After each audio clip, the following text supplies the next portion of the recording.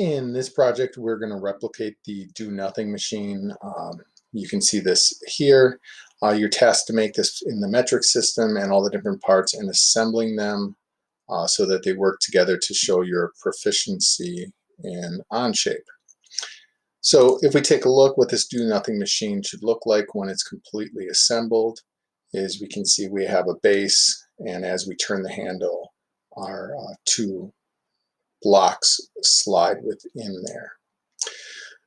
So you can see I did this all in a folder here with the separate parts, but you can also do it, and I'll talk about how to do it in one document. So I'm just going to call this one do nothing, using different part studios as well. Because we're dealing with millimeters, the first thing we're going to do is go to our three lines here. We're going to go to workspace units, and we're going to change this over to millimeters, and then we can green check mark that. The next thing that we're going to do is we're going to lay a sketch down on that top plane. We're going to give our center point rectangle tool. We'll go to the top here, and I want to make 150 millimeter by 150 millimeter square. I'm going to extrude this square 35 millimeters. And the next thing I need to do is I need to make my grooves on the side. So I'm going to look at this from the front. I'm going to place a sketch down on this in the front as well. I'm going to grab my line tool, and I'm going to draw a 25 millimeter line. And I'm simply just going to dimension this line from the center here, 12 and a half. So this way I know it's in the center. So the next thing I'm going to do is I'm going to grab my line tool, and I'm just going to draw this shape.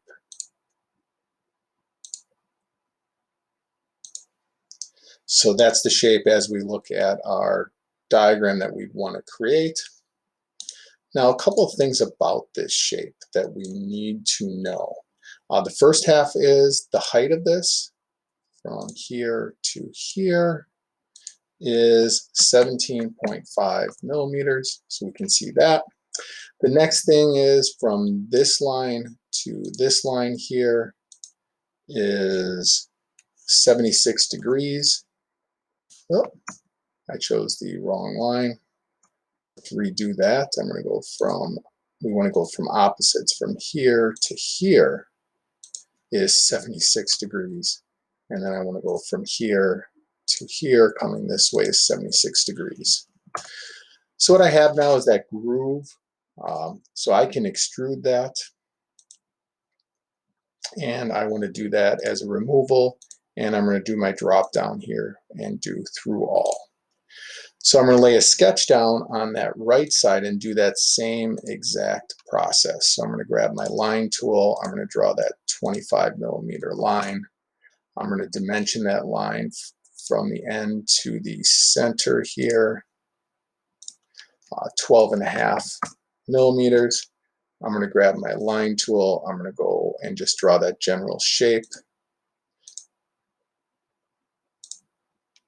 I'm going to grab my dimension tool and dimension from the top line here to this line. Oh, let's redo that.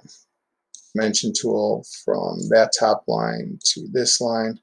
I want to go 17.5. And I'm going to grab my dimension tool again and go from here to here, dragging this way. I want to make that 76 degrees. From here to here, dragging to the left, 76 degrees. And again, I can come up to my extrude, remove, choosing through all. And what you're going to see now is I have that base part created for that groove. You can see it on each side. Again, I can come over here. I can rename my part base.